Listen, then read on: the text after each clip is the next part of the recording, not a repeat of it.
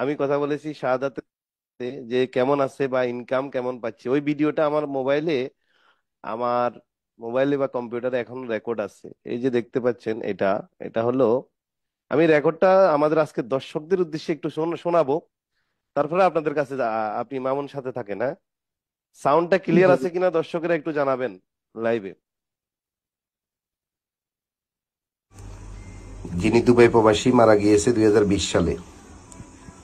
হ্যাঁ, এখন তাকে কল দিচ্ছি, ওনার ওয়াইফে, ওনারা কেমন আছে। আজকে 2.5-3 বছর আগে মারা যাওয়ার পরও একটু খোঁজ খবর নিই।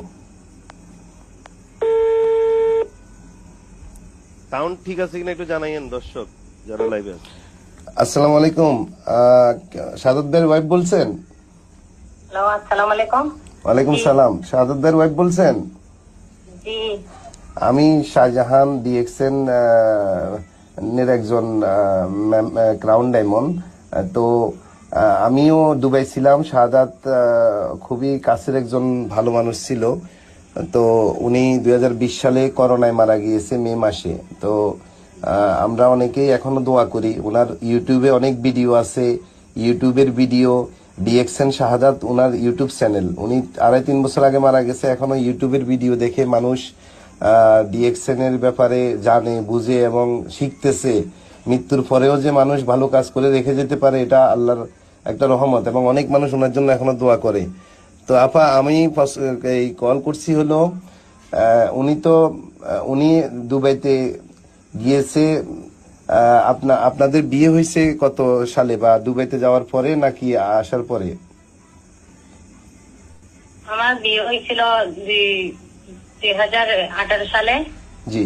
তখন কি উনি ডিএক্সএন এর মেম্বার হয়েছে? জি। আচ্ছা।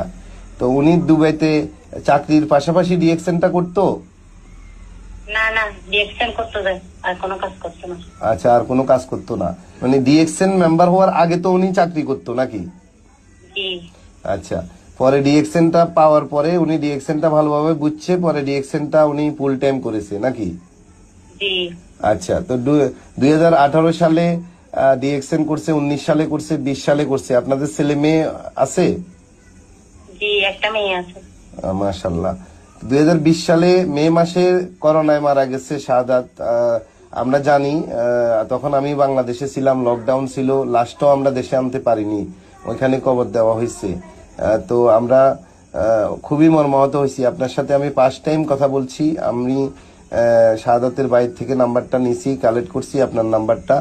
তো শাহাদাতের ভাই এখনো দুবাইতে আছে। যাই হোক, তো আপা, এই 2-2.5 বছর, প্রায় 3 বছরের কাছাকাছি, প্রতি মাসে আপনার আপনার হাজবেন্ডের ইনকামটা কি আপনি পাচ্ছেন বাংলাদেশে বসে? জি, পাচ্ছি। কোনো ডিএক্সএন করতে কি কোনো টাকা পয়সা, আপনি যে এখন ইনকাম পাচ্ছেন 3 বছর যাবত, মানে আপনার কি টাকা পয়সা খরচ হইতেছে বা ইনভেস্ট করতেছেন বা কিছু করছেন? না, আচ্ছা। আপনাদের বাড়ি কোথায় আপা?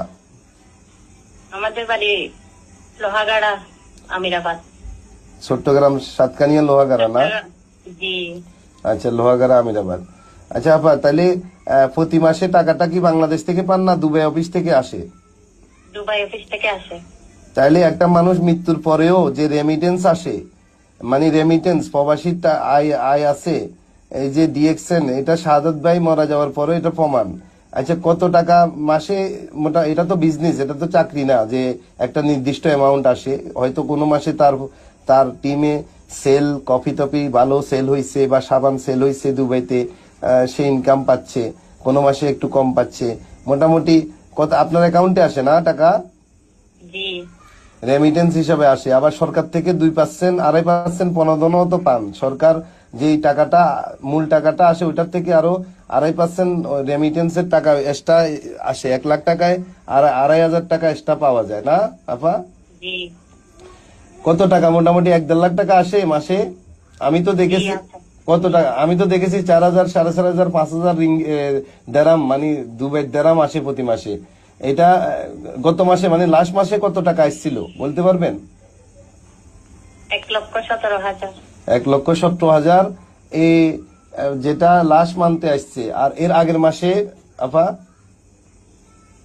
এই তো 1 লক্ষ এই 15, 16 এরকম হবে।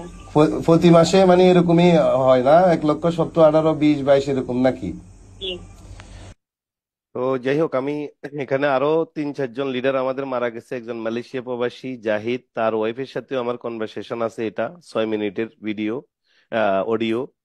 আরেকজন ফজলেল্লাহি ভাই কুমিল্লা, সৌদি আরব প্রবাসী, ওনার ওনার সেলের কনভারসেশন আছে, উনি মারা গেছে 2022-এ। এটা সময় নাই। যাই হোক, আমি যেহেতু আজকে শাহাদাতের 2জন বিজনেস পার্টনারকে নিয়ে আসছি আপনাদের সাথে, এই জন্য আমি শাহাদাতের ওয়াইফের ভয়েসটা আমি শোনালাম আমাদের সম্মানিত দর্শকদের উদ্দেশ্যে, এবং আমি এই ভয়েসটা শোনাবো। রেকর্ডিং করার সময় অনুমতি নিয়েছিলাম আমার সম্মানিত, আমি শ্রদ্ধা রেখেই বলছি, আমাদের শাহাদাতের ওয়াইফের কাছ থেকে অনুমতি নিয়েই আমি এই ভয়েসটা রেকর্ড করে রাখছি।